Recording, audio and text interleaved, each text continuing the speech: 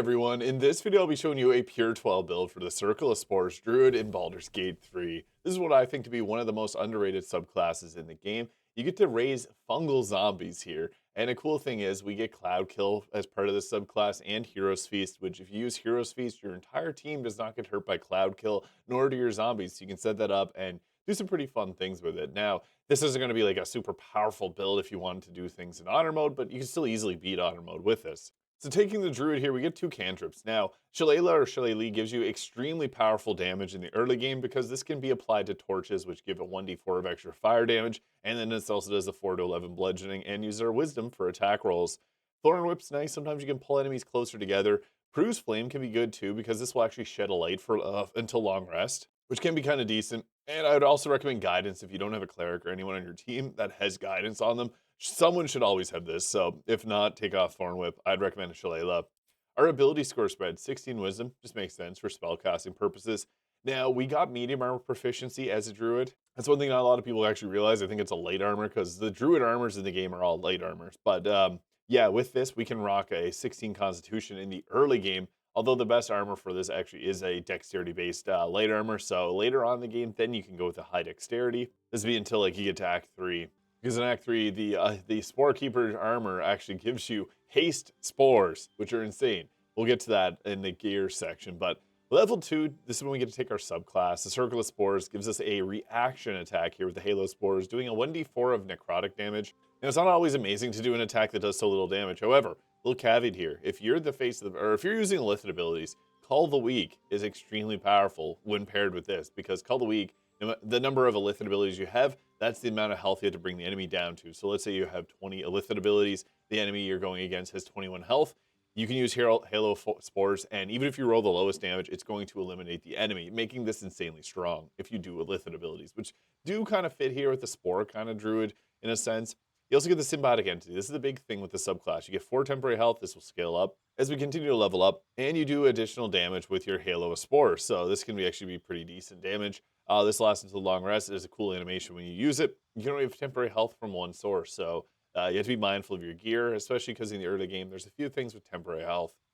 Bone Chill is another thing that we get. This is great against a few fights in the game where the target heals himself. This will shut that down. Now, for our spells and selections here, I'd recommend having Healing Word. And Creator Destroy Water is amazing if you have a lightning or cold caster on your team, because this will double the damage. Very much so worth using. Someone on your team should always have Long Stride, or if it's not someone else on your team, it'll be you. Thunderwave is an amazing spell to have. I like to have Ice Knife if you're silenced. Thunderwave, again, should be there for just the pushback. If there's enemies near ledges, you can just knock them off. I'm also a fan of Fog Cloud for the stealthiness, but we'll take Ice Knife just for a bit of extra damage and a decent spell if we end up silenced.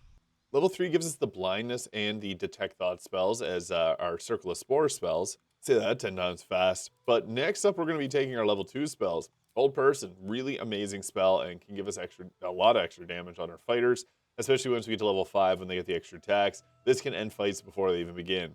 I'd also recommend grabbing Spike Growth too as a bit of crowd control, but we can always take that at our next level. Spike Growth is actually really nice when placed properly, and until level 7 when we don't even have to use our concentration with the Woodland Being. Level 4 gives us another cantrip again, someone should have Guidance, but if not, if you already have it on a Cleric, Produce Flame. And for the next spell we'll be taking, I like to go with, again, Spike Growth. Pass Without Trace is a very underrated spell, especially if you have someone on your team with greater invisibility. You can basically make them turn invisible and just basically keep attacking from invisibility without fail. Moonbeam is another spell that people really enjoy, and so is Heat Metal. Those are personal preferences. You can go with those if you prefer. Now, as the Druid here, I do think our best choice is to go first in combat, so Alert is a solid choice. A dexterity-based improvement or wisdom can improve your survivability and damage as well. And in the early game, the Warcaster gives you advantage on holding your concentrations, which can be nice as well, but I do think at this point, Alert or the Dex or Wisdom improvement are best. It depends if you want to focus more on spellcasting, or just, I think Alert just ends up being one of the best feats in the absolute game. Level 5 gives us our Animate Dead here. Now, we actually will get a different one once we get to next level, but this just gives us different zombies and things that are good for soaking up hits for our team. And Gaseous Form, which does have a few out of combat, and I guess sometimes in combat uses. We get at level 3, Call Lightning can be nice. You can hold your concentration on this and continually keep calling it down. Plant Growth is another nice one. I like Plant Growth for the fact that you can have this and just slow down enemies really, really easily with it, so that's good. Level 6 gives us our special ability here with Fungal Infestations. These use our Fungal Infestation charge. We get 4 of them per long rest. It uses a reaction. If we take on an enemy, we can raise a corpse. It's good, obviously, because those can also raise their own corpses. If they take out enemies, they raise another zombie. It gets pretty fun, and you can kind of cheese and get a bunch of them, but be mindful they get defeated easily by ladders because they don't know how to use them. So just a heads up on that. Now, we got also Panther and Owlbear. Owlbear's great if we need a bit of tankiness, because that's extra health that we can use to survive. Like, if you need to run away in honor mode, go Owlbear and run. We'll take a next level Sleet Storm. It's just good for being able to shut down any spellcasters, and you can hold your concentration if you need to wild shape into your Owlbear and run away. Now, level 7, this is where the Druid gets arguably the best power spike in the game. We also get Confusion and Blade, which are okay spells, but the big thing here is the Woodland Being spell, which is insane, and Ice Storm, which is like similar to Sleet Storm, but doesn't require concentration and does a lot of damage. Woodland Being can hold our concentration on spike growth. I also want to mention that minor elementals are great too. Just require another spell slot, and the ice methods can explode, dealing damage. Grasping Vine got buffed in patch 8. It's now a bonus action. It can pull enemies towards it. It's really good too, because we have so many summons, but we have a lot of concentrations and abilities at level 7. The Druid gets a massive power spike. Level 8, we get to choose another spell. We'll take Grasping Vine. I think it's a good spell. Otherwise, minor elementals, your personal preference there. I'm going to go with a wisdom increase because better spell casting. And also for wisdom saves, which are very important. Level 9, we get Contagion. Funny spell because you can cast it outside of combat, and it has some pretty annoying effects. Like, you can make an enemy vulnerable to all damage types, and it doesn't aggro. Also, Cloud Kill, as mentioned at the start of this video, we can use Hero's Feast at next, or 2 levels from now, to get immunity to the poison damage here. Funny enough, it actually works on this poison. This is 5d8 of poison damage per turn, hits in a huge area of effect. We can have our whole team camp out in it with our zombies. It's an alright option. It's not going to be the best spell in the game, obviously, but it's utilizing what this build does well, so it's worth taking if you want to play thematically. We also get Conjure Elemental and Insect Plague here, which are nice. Water Elemental's main punch will set up cold and lightning damage for double damage, or just cold damage actually. So this is good if you have other casters on the team, and it'll buff up the damage that you deal here to 46, doubling it. Insect Plague is also nice. It's difficult terrain in a huge area of effect, although I think Cloud Kill, since this build actually can build around it, is worth using. Level 10, improved Wild Strike. So if we do go into Owlbear, we can punch them around a couple times or claw them around. Spreading Spores. So when Symbiotic Entity is active, you can create a cloud of Spreading Spores as a bonus action, which will do 2d8 of damage to the enemies, necrotic, and it won't actually end up hurting our team. It's cool. We also get the Dilophosaurus, which can reduce enemies' armor class. We'll take Guidance there. And for the spell, we're going to go back and take Minor Elementals. Actually, Wall of Fire can be sometimes a really good spell because of the area of effect damage denial type setup you can do with it. By putting it in a doorway, you can make it so the enemies have to do dumb things. Their AI will either run through it, or there's a lot of ways that Wall of Fire can be kind of cheesy. It's not super powerful, but it's an option. Especially with Ice Storm, making difficult terrain and forcing them into the fire can be fun. Level 11, this is when we get our Cloud Kill setter upper with Hero's Feast, which will make the Wisdom saves with advantage. Amazing. 12 extra health points. Can't be diseased, poisoned, or frightened. It doesn't say you can't take poison damage, but by poisoned, it means the Cloud Kill damage. So it works. We'll also just leave it at that for this level. You can get a free cast and then cast that for free, but level 12 is where I'd recommend grabbing Sunbeam. This is a really good spell. You can hold your concentration on it and continually keep casting it.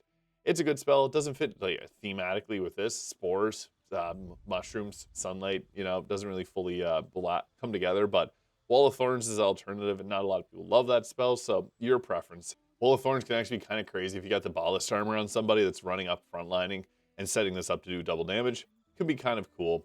And for the feat, we'll take a final level. We'll go with our max out Wisdom. Lucky feat can be a fun one, and also the Warcaster, just to hold concentrations if you're not going to use the Constitution Amulet on this character. You can also grab the Spell Sniper and add Eldritch Blast if you want a bit of a different option to save spell slots. And I just personally like the ability score improvement on Wisdom. There's one thing I should also mention is for feats, you can use the Dual Wielder feat, and this is actually a really fun one because then you can do a fun combo of the Staff of Cherished Necromancy, which gives targets disadvantage on any type of necromancy spells that we have, which are things like Blight, giving us an easier time landing this Constitution save, which is not super amazing, but This also gives us the life essence, which lets us get a free casting of a spell. So you can do another blight there if you wanted to. Another thing I do want to mention is this is a pure 12 build. If you add a single level of the wizard, you can prepare Circle of Death and use this to get free casting of it. It's the only really way to make Circle of Death a decent spell, but just want to mention that there. I do think that if you want to go full offensive firepower, it's best to use the dual staves. If you don't have 2 casters in your team, this is perfect. Now, I'm also going to recommend the Armor of the Spore Keeper here. So this gives a +1 to spell save DC while dealing necrotic damage, and when we deal it, we do an additional 1 point of damage. So just good spell casting, but we get these special benefits when we're in our symbiotic entity form. So with our symbiotic entity at level 12, we get 48 extra health. This gives us our spreading spores here, but also the Tin Mask, Bitter Bang, and most importantly, haste spores. So bonus action creates an area that our entire team can get haste from, giving them an extra action. This is absurdly strong. One of the best equipment sets in the entire game because of that. So yeah, you definitely want to use this as a piece of equipment and use it in every fight. Giving your entire team an extra action is super powerful, especially with full spellcasters. Everybody getting another action, massive. Hellas Garmer is a good choice as well. You can go with, honestly, in the early game, your best option would actually be, funny enough, the Adamantine Scale Mail as a medium armor selection. The Druid has medium armor proficiency. This is an incredible option in the early game. I also have the Cloak Protection there. The Gloves of the Belligerent Skies can apply extra stacks of reverberation on the enemy when we deal these damage types, which we can apply with things like the Callous Glow Ring. I like a debuffing focus version of the Druid. If you're running a Druid, you probably aren't running a Cleric. But if you are going to not use the Coruscation Ring and the Callous Glow Ring, which work very well together, applying extra radiant damage, radiating orbs, and then proccing reverberation and all of our other gear, you could go with something the Ring of Protection or Regeneration there for extra armor class or survivability. I'm also a fan of using the Crusher's Ring for extra movement speed alternatively, and you could even go with something like Ring of Free Action so you don't get slowed down. But I like these two because this procs all of our gear and applies a lot of conditions and ends up being quite strong, and it's all available early on in the game. I also have the Aim of the Greater Health here. But yeah, basically we want to, also I guess helmets here. I have the Steel Watcher helmet, which lets us see in magical darkness. This is really crazy powerful in the late game because you can just hide out in darkness and not get hit. But if we're in the early game, the haste helmet gives us extra movement speed, which is extremely valuable. And even later on, the helmet Baldur can be nice because this will make it so that we can't be critically hit, can't be stunned, and get a bonus to armor class and saving throws and heal ourselves each turn, which is pretty nice when we got that temporary health as well. But we also got the Hell Rider Longbow here for the +3 to our initiative, which is just good because, again, we want to go first and try to set up with our great amount of crowd control. One thing, too, is you can actually use a free cast from something like the Staff of Spell Power. It gives you this free spell. I would recommend using it on your Myrmidon. Now, traditionally, if you have a water or if you have a cold or lightning caster, it's nice to have like the water elemental out, but in my honest opinion, I think the air elemental is a good choice, if not, because it can stun enemies, which is pretty crazy. It takes them out of combat for a turn with the electrified flail, so I'd recommend using the air Myrmidon. And don't forget to use Hero's Feast and get yourself a pizza, which is actually kind of funny because this is why I made my Pizza Chef Monk mod, so yeah, this originates from Hero's Feast. And here's our army of zombies. So if you're able to get them set up before you get into a fight, there's a few different places like the miasmas where you can actually summon in an infinite number of them, just not in honor mode, and replenish your fungal infestation charges. Another recommendation is anytime you take out an enemy, right-click it, pick it up, put it in your pocket. It's kind of funny, but it does help out. Now, I forgot to bring in my woodland being here, which would be a really nice thing, but what we can do is we can set up with our cloud kill here because we're going to protect our team with this. You can get strategic with where you place the cloud kill because you can use this and then also set up, you see there, we're immune to cloud kill. They're taking the cloud kill damage, and we basically just have a few areas now crowd controlled fully. We can reposition the cloud kill every turn. Another thing is haste spores. So haste spores will give our team an extra action. As a bonus action, you can pop this down, creating an area that's going to give everybody on your team another action. Is kind of absurd. We also get Ice Storm, which is pretty crazy because there's a lot of enemies over here, which I can just blast away at. I'll eat this opportunity attack just because this is a really good opportunity to group up a lot of enemies and hold them in spot here. And I'm able to hit actually a multitude of enemies here and get counterspelled. Lovely, that sucks. Since they're all new, yeah, they don't have the ability, yeah. And our haste spores doesn't actually apply because I already had haste on my character. But yeah, we also have our halo of spores here again. Using this to finish off a target that's really low on health is good. Don't use your reaction. If you got things like any of the Illithid abilities that give you the free counterspell, I'd save that. Also can't use my spreading spores here, unfortunately, because I did use the bonus action on the haste, so I guess I will just use the halo spores on this target. 55% hit chance. We didn't hit him, but we got reverberation. And you gotta watch out for volleys in the late game because the volleys just chew through your undead there, as you can see. We're going against a lot of enemies, though. I think the zombies growed more enemies in. They're just getting laid waste to. Yeah, all of them are dead now, unfortunately. And again, the air Myrmidon here with their electrified flail can sometimes end up stunning targets, which is really nice. Well, that was rough. We just got beat up really bad. I think the zombies, again, aggroed in a bunch of extra guards here, which completely just ate through all my health because I was getting attacked like insane amount of times per turn. I haven't had that happen before, but unfortunately, all of our concentration and everything got dropped because I just ate a bunch of attacks. So, yeah, that's not ideal. But, yeah, if we didn't get counterspell there, like that Ice Storm would have been really nice. One thing I do want to note is sometimes you want to put an Ice Storm in the way that's going to give the most amount of ice surface for the enemies to have to walk through, because that's like a full 2 turns of movement speed there if they don't dash. So that's really nice. And you can also use air, or you can use Ice Storm multiple times per turn if you have the haste spores on your character. So that's a good choice. Now, I guess I will just pop Cloud Kill back down because I really wanted this to show off for the build. So I will just pop it right here because our entire team's immune to it. And that was enough to take out a couple targets at least, which is not too bad. I also have an offhand attack, kind of funny. We also got Grasping Vine, which we can use to set up in an area that's not currently ice or Cloud Kill. It's a way to pull enemies towards it. It's kind of fun with the difficult terrain it makes. We can also use the Fungal Infestation here to then create a undead, or yeah, basically an undead from any of the corpses, but they're likely going to get taken out pretty easily in the late game. Another Electrified Flail with advantage because he's attacking from... Nice, that's what we wanted. We got the stun off. And what's hilarious is since we're in the Cloud Kill, it gave us advantage on that attack roll, so easy time. And Cloud Kill consumes another one. A 32 damage roll is pretty nice. And there's another one, a 29 damage roll is pretty nice. So yeah, that's pretty good. And we had that enemy skip their turn. We can also use the Grasping Pull. What's funny about Grasping Pulls, you can then pull enemies towards you if you wanted them, or you can pull them back out. A lot of different ways we can apply this because it will end up pulling them into the Cloud Kill there. I wish I could use Spreading Spores. Actually, I'll use the Symbiote Entity form again. 48 temporary health is nice. Then this also gives us that bonus action ability here where I can actually hit 3 targets with this, so it's worth popping down right there. Wasn't a lot of damage, but it was enough to apply a bit, and that'll then, I guess we could always just follow that up next turn. Ice Storm is kind of our bread and butter for a lot of Druids because that just gives you a lot of easy crowd control, so I may as well just drop an Ice Storm down right there. It's going to hit our little danger close, but that's okay. And it was enough to take out all the enemies there. And that's great. We got Reverberation on that enemy there. I could Charm them. That'll apply another stack of Reverberation. It's kind of funny. And knock them prone. That's exactly what I was looking for.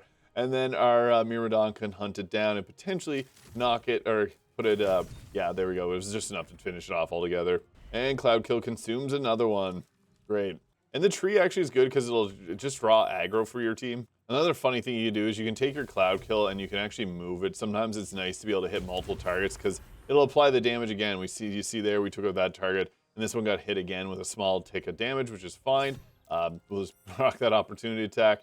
We only have him left, really, so I guess Blight, I could fire away with a Blight if I had... I could use the Consume Life Essence, I guess, to give ourselves a free casting of Blight. That's from the Staff of Cherished Necromancy. Radiating Orbs wasn't enough to seal the deal, but we also got these Spreading Spores, which we can also blast away with. Didn't seal the deal either, but it was a bit more damage. I could have used probably Myrmidon to finish them off. And Charm for that free Reverberation stack, kind of funny. Didn't get him. And I'll try Spreading Spores here to maybe be enough to finish him off. Nope, he saved on it. Unfortunately, we're running low on spell slots. We are burning through them there. So I guess I could use he could use Bone Chill. I'm just going to throw an Ice Knife at him just for the fun of it.